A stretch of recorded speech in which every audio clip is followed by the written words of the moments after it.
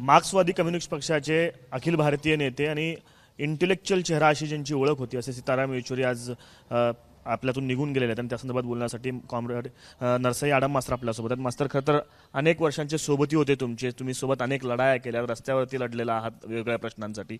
आज आपल्यात सीताराम येचुरी नाही आहेत, काय भावना आहेत, काय आठवणी आहेत त्यांच्या संदर्भात?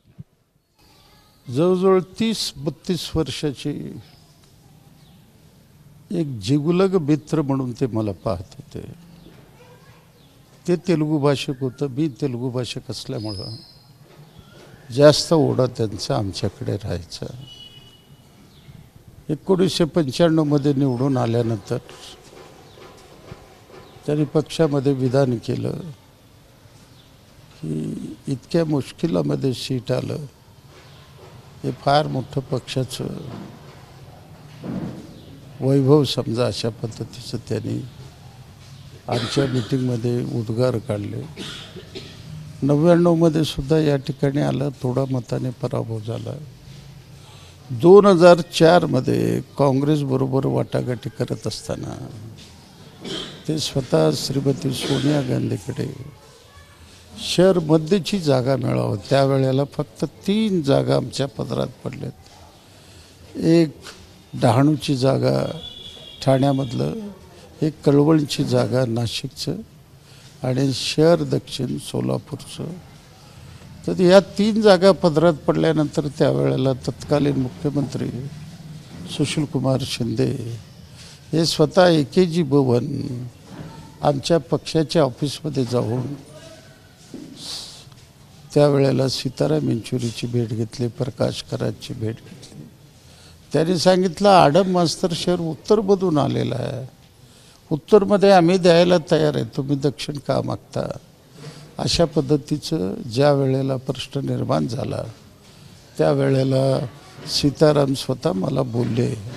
सीतारामनं सांगितलं, 1978 मध्ये त्यावेळेला तिकडे निवडून आलेली गोष्ट खरी आहे, परंतु 95 मध्ये शहर दक्षिणमधून आलेलं आहे, आपलं सगळं काम शहर दक्षिणमध्ये आहे, तरी ती जागा सोडू नका अशी विनंती आहे।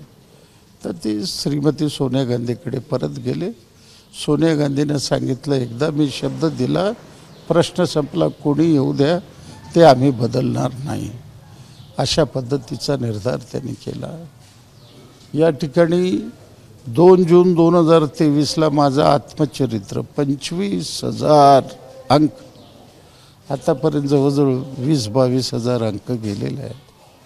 एक सामान्य कार्यकर्त्याच्या आत्मचरित्राकरता दिल्लीवर ते स्वतः आले सोलापूर, त्यांच्या हस्ते आत्मचरित्राचं या ठिकाणी उद्घाटन झालं, प्रकाशन झालं। हजारो लोकांसमक्ष, कधी 100, 500, 1000, 2000 लोकांचे होतं, पण त्या कार्यक्रमाला 15-16 हजार लोक होते। एवढ्या लोकांमध्ये एक प्रचंड असं पुस्तकाचं प्रकाशन झालं। स्वतः माझ्या घरी सकाळी आले, सकाळी जेवले, संध्याकाळी म्हटलं मला शाकाहारी जेवण पाहिजे, त्यांना शाकाहारी जेवण दिलं।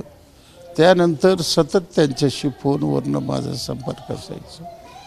आज राज्याचा सेक्रेटरी करण्यामध्ये, केंद्रीय कमिटीचा सभासद करण्यामध्ये संपूर्ण रोल कॉम्रेड सीताराम येचुरीचा आहे।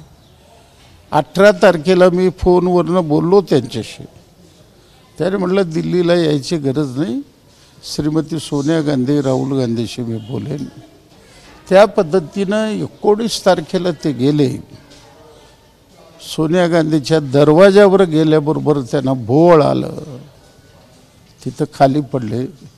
श्रीमती सोनिया गांधी पळत आली, राहुल गांधीला बोलवून घेतलं, ताबडतोब हॉस्पिटलमध्ये ॲडमिट केलं।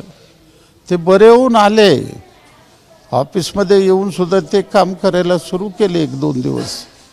परत जे आजारी पडले ते कायमचे निघून गेले। प्रचंड नुकसान देशातल्या कामगार शेतकरी चळवळीचं झालेलं आहे। सोलापूरच्या वतीनं मी त्यांना क्रांतिकारक भावपूर्ण श्रद्धांजली व्यक्त करतो। मास्तर, त्यांच्या व्यक्तिमत्वाचे कुठले गुण आवडायचे, नेमकं काय क्वालिटी होती त्यांच्या व्यक्तिमत्वामध्ये? आता तो इतका अभ्यास होता, पार्लमेंटमध्ये एकदा मला समक्ष सांग, मुरली मनोहर जोशी हिंदुझमबद्दल चर्चा करत असताना त्याने सीतारामकडे बोट दाखवलं. तर सीतारामने उठून सांगितलं, तू 1 शेंडीवाला आहे, मी 5 शेंडीवाला ब्राह्मण आहे.